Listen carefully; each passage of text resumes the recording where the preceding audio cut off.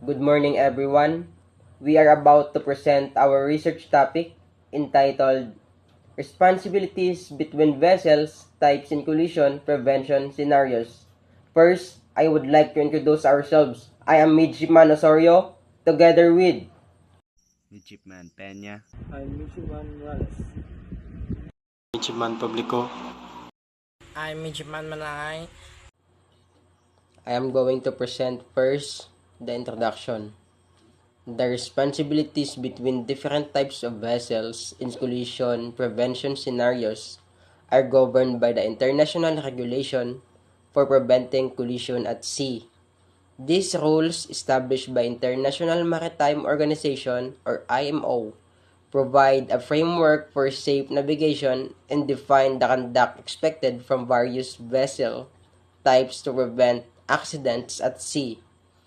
Understanding these responsibilities is crucial for all mariners to ensure safety and compliance with maritime law. Navigating waters safely is a shared responsibility among all vessels, regardless of their types or function. Collision prevention is governed by the international regulation, primarily the International Regulation for Preventing Collision at Sea or COLREGS, which establish the rules of the road for maritime traffic. However, different types of vessels, such as power-driven vessels, sailing vessels, fishing vessels, and those with restricted maneuverability have distinct responsibilities based on their operational limitations and maneuvering capabilities. Understanding these responsibilities is crucial for preventing collisions, ensuring maritime safety, and maintaining efficient traffic flow in busy waterways. This discussion will outline the specific duties assigned to various vessel types in collision scenarios, highlighting the key COLREGS rules and practical application in real-world navigation. Number 1. Types of vessel and their responsibilities. The COLREG categories vessel into several types, each with specific responsibilities. Power drive vessel. This vessel must keep clear of vessel not under command, e.g. disabled vessel. Vessel restrict in their ability to maneuver, e.g. those engaged in towing. Fishing vessel. Sailing vessel unless overthinking. Sailing vessel. When underway, sailing vessel must head to. Vessel not under command. Vessel are restrict in their ability to maneuver. Vessel engaged in fishing. Fishing vessel. This vessel when underway should keep clear of vessel not under command. Vessel are restrict in their ability to maneuver. Vessel constrained the drought. This vessel have limited ability to maneuver and must navigate in collision, or vessel should avoid impeding their safe passage.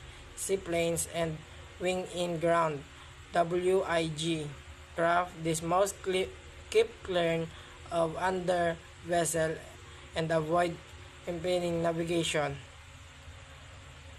If risk of collision exceed, this must act in accordance with the COLREG. That's all. Thank you. IRC responsibilities. The COLREG established IRC responsibilities that a more maneuverable vessel like a power drive vessel must follow to less maneuverable ones like sailing and fishing vessel. This IRC is crucial of maintaining safety in groundwater way and during various navigation scenarios. 3. Situational awareness and compliance. Marine must maintain situational awareness at all times using all available means, including radar and visual lookout, to assess the usage of situation. The rules state the importance of taking early and substantial action to avoid collision, particularly in situations where visibility is restricted.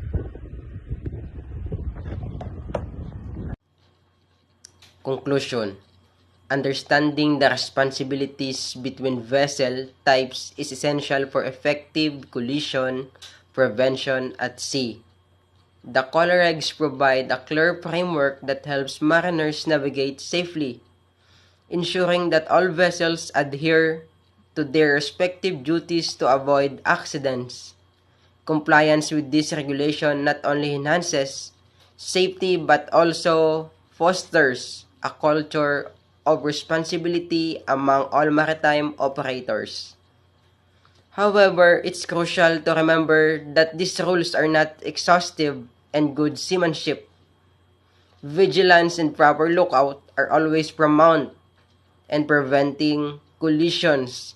Mariners must exercise sound judgment and adapt to specific circumstances while adhering to the general principles outlined in the call regs to ensure the safety of all vessels and the marine environment. Recommendations. Number 1. Education and training. Continuous educational and core regs should be emphasized for all mariners, focusing on the specific responsibilities of different vessel types. Number 2. Regular drills. Conduct regular collision avoidance drills to reinforce the applicant of call regs in various scenarios, enhancing crew readiness. Number 3. Use of the technology. Implement advanced navigational technology such as automatic identification systems or AIS and radar to improve situational awareness and collision avoidance capabilities. Number 4.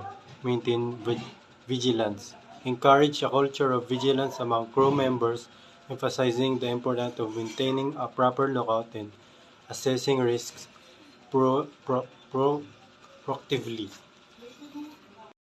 Reference. Cut of the sea and solidity between three-wheel from cut-offs. Western Colway Rule 18.